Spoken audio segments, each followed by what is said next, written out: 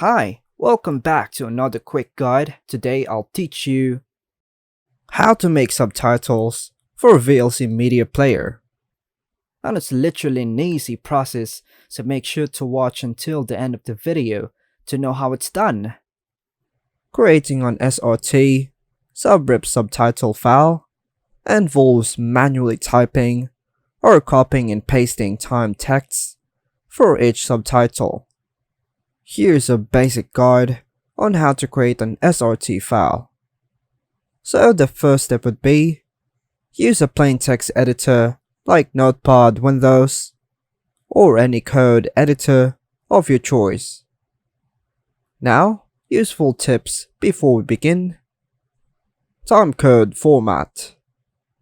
This is hours, minutes, seconds, milliseconds.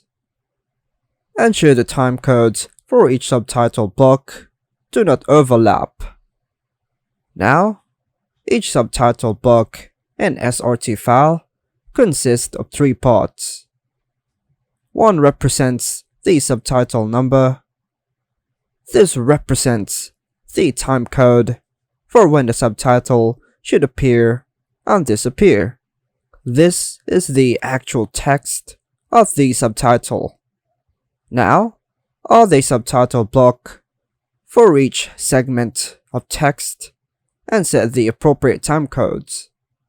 So this is the example. By the way, you can copy the code provided in the description below. And now, just follow the prompts to save the file with the SRT extension, ensuring it is in plain text format. Choose UTF-8 or ANSI encoding when saving. You can view the tutorial video demonstrating how to add this subtitle into your VLC by clicking the link provided in the description below. Remember to be precise with timecodes, as accuracy is crucial for synchronization. And that's all for now, folks. Hope you like and subscribe. Thank you.